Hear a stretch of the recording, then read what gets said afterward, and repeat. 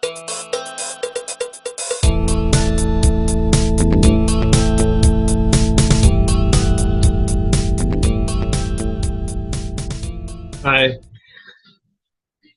the little Zoom lady is still with us. Joseph Carabas here. Still listening to Marshall Crenshaw. We're going to be for a while because I have a lot of his CDs. I want to talk about finding the path of a story because this is something that I do. Maybe it'll help you. To me, finding the path is a real indication of the difference between a pantser and a plotter. Plotters don't have to find the path in their story because it's all written out. The more rigid the more exacting, rigid maybe, an author is to their plot line, the less they have to find the path. As I've said many times, I use both. And because of that, I will sometimes have to find the connective tissue, excuse me, between one plot point and the next. Sometimes that goes right out the window. And I will realize that my story has taken a path it should not have taken. It's an interesting path, but not the path of the story. It may be interesting in something else, but not here. So I have to literally find the path. And that to me is pantsing in its purest form. What may be different about how I do it, and I offer this to you, is I don't just keep writing and, oh, let's see where it goes. If I have truly lost the path of the story, I stop. Once I recognize it, I stop. And my trick is I go back to the last part of the story, which was correct, which was on the path. And then I go, okay, and I've talked about this before, what happens next? I want to know what caused me to deviate from the path. Did I know the path? Was I exploring? Explorations are good. I know an author who wrote 30,000 words and realized it had nothing to do with the story they were working on. So they took it out, shelved it, canned it, whatever you want to say. And about 4 or 5 years later, put it into another story. Good job. I do that too. I never throw anything away. I keep all of my crap, my discards, my edits. Somewhere, someday, it's going to be useful.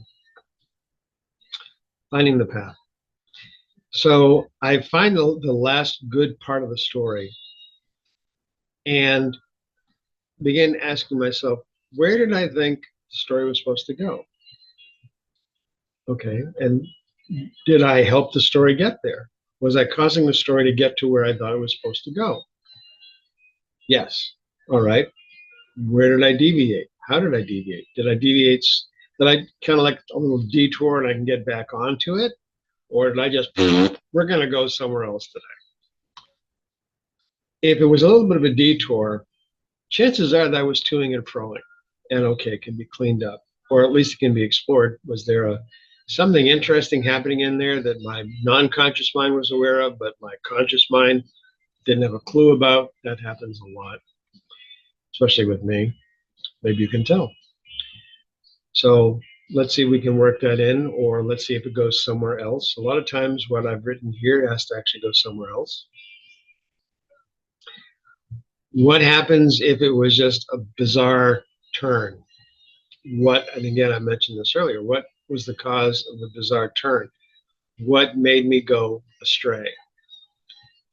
Was there something over there, so to speak, that caught my eye or caught my imagination that I thought would be useful? Again, is it useful here? Is it useful later in the story?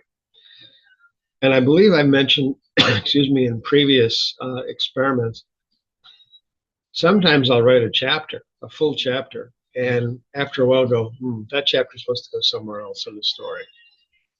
Sometimes I have to wait for that part of the story to show up. Oh, there it goes. This is happening a lot with Jerry and Betty. That's one of the reasons it's in my mind. So I keep on going, recognize I've gotten off the path, find the path again, go back to the last good point on the story path, on the plot line. What happens next? Where do I want the story to go next? Does the story want to go there? That's another thing about me. I think of my stories as living, breathing things. I don't think of them as my creation per se. I'm the guy who's writing them down. If you're an author and you're writing dialogue and you're not hearing the characters speak, I don't know how you do that. I'll be having dinner and I'm hearing the conversation in my head, and I'll have to say to Susan, "Excuse me, I have to get up and take care of this." She's great. Yep, go ahead, go make notes. Or I'll see what's happening. Still have to go make notes. The point is, be aware of where the story exists, the universe of the story, the world of the story, and the world that you want the story to exist in. Can you merge the two? Can one yield to the other? Excuse me. In my case, I have to let things go in the world of the story because that's where everything's happening. That's where the quote unquote authorial magic's going to take place. That's where the wonderfulness will happen. Whenever I put my heavy hand in there and bend the story to my will, it's never as good. I know it's not as good. Way back at the beginning of the experiments, I was talking about the original version of Empty Sky and the rewrite. That was an example. The original version was where I wanted the story to go. The rewrite was where the story wanted to go. So follow the muse. That's talking about that one since the last experiment. Listen. Listen to yourself. Listen to the truth of the story. Find the path the story wants to be on.